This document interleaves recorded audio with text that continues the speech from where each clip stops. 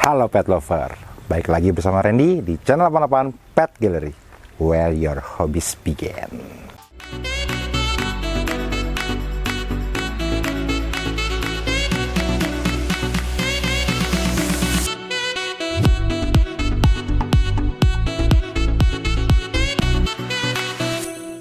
Apa kabar teman-teman? Setelah seminggu lebih gue nggak ngonten, kemarin gue ada perjalanan singkat ke Pontianak, ke Belitang, ke Kapuas Hulu Suait untuk melakukan pengecekan fasilitas grooming, terus fasilitas kolam, dan kita juga ada sortiran beberapa ikan.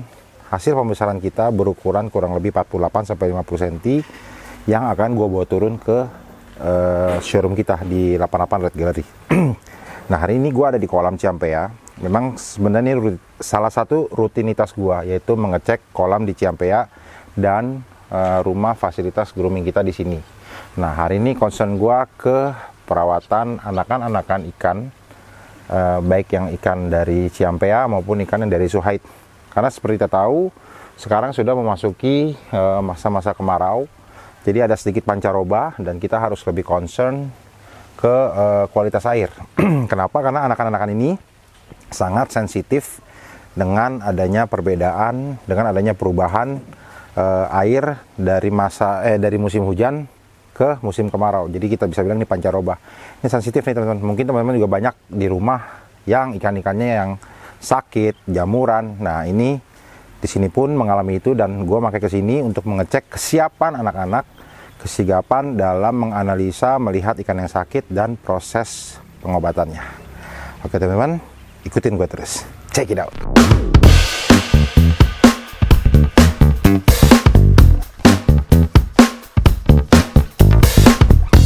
Nah, ini yang akuarium pertama, ini ada 32 ekor, berukuran 22 sampai 23 cm. Nah, ini memang kedepannya akan kita jual, kita akan turunkan ke showroom, tapi memang belum hari ini. Jadi anak-anak ini masih kita pantau kesiapannya. Terus dari postur badannya akan kita bikin lebih kekar lagi. Nah, ini gue lagi lakukan proses pengurasan air yang cukup banyak. Jadi dari air yang tadinya tingginya sekitar 25 cm kita akan kuras total. Jadi in out. Jadi ini sambil keluar dan di situ di atas teman-teman bisa lihat itu ada keran air masuk. Kenapa kita lakukan ini? Karena ikan biar lebih segar. Karena lagi kayak gini nih, ikan lebih sering lepas lendir. Nah, kalau ikan lepas lendir, kualitas airnya juga dia akan drop. Jadi kita satu hari itu akan lebih sering penggantian air 3-4 kali. Dan dia setelah makan juga akan kita kuras biar pergantian regenerasi airnya lebih baik. Jadi itu menghindari ikan untuk jatuh sakit sebenarnya. Karena bakteri-bakteri yang ada di air akan lebih cepat dan lebih sering terbuang, nggak tersimpan.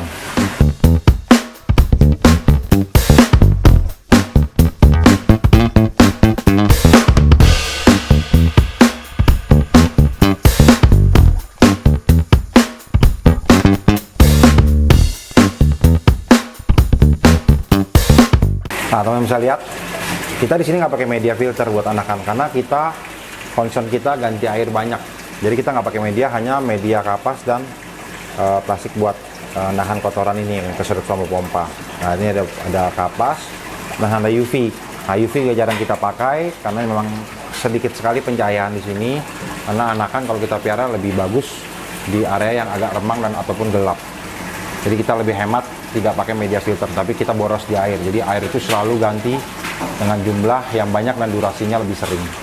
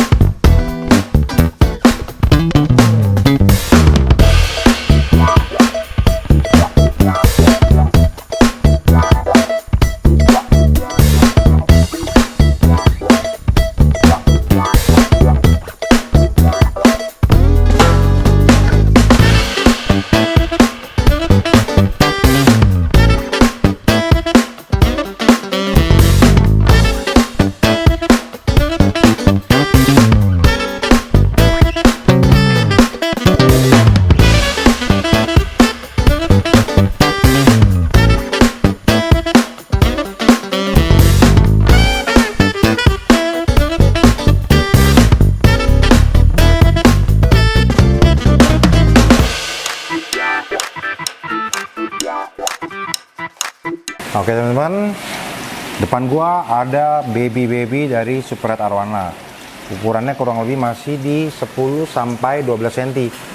Ini sering banget teman-teman menanyakan, "Om, saya pemula, saya mau rawat ikan dari baby." Bukan saya tidak menjual dalam tanda kutip urusan value money-nya. Karena ikan kecil ini masih rentan, masih gampang mudah sakit, dan gampang mati sebenarnya. Satu lagi, pembesaran ikan dari baby itu lebih baik secara konten, berkerumun. Kenapa? Karena kita bisa jaga nafsu makan dia, jadi makannya itu dia akan lebih lahap. Jadi proses pertumbuhan ikan dalam tanda kutip yaitu golden periodnya akan lebih terpenuhi. Kalau dia sendiri nafsu makannya akan sangat terbatas. Nah, ikan yang kecilnya bagus seperti ini adalah spek bagus ikan kita yang ada di kolam kita.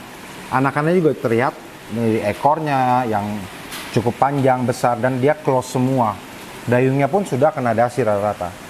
Kita jual seperti ini tidak menjamin kualitas ikan ini akan tetap sama ketika berumur 15, 20, 25, dan seterusnya. Makanya lebih baik kita rawat dulu secara kontek, sudah berukuran 20 cm lebih. Ikan itu akan terlihat dan posisi anatominya sudah sangat kelihatan dan sudah mulai akan mengunci. Kalau masih kayak gini nih masih nggak jelas banget teman-teman. Masih akan melar banget antara dia lebih bagus dan lebih jelek. Dari ukuran seperti ini yaitu ikannya menjadi berubah speknya, tidak menjadi lebih bagus. Jadi kalau gue bilang lebih baik bersabar menunggu ikan ini besarnya kurang lebih 20 sampai 22 cm. Nah, balik lagi, kalau misalnya masalahnya budget, gua akan menyarankan teman-teman untuk lebih sabar, menabung sedikit lagi agar mendapatkan ikan yang sudah terlihat bakatnya, kualitas sudah terlihat. Jadi teman-teman gak akan banyak kecewa, kecuali teman-teman tidak rawat, perawatannya asal-asalan, asal hidup aja, ya hasilnya juga akan ala kadarnya gitu. Jadi sayangilah ikan kalian, rawatlah air kalian, nah ikan itu akan menjadi sesuatu yang bernilai dan berharga. Nah, gue akan kasih lihat terus satu pembesaran kita yang sakit. Tadi gue bilang, gue akan melakukan check up. Jadi ada satu partaian yang sakit, yaitu jamuran dan kembang sisik. Oke.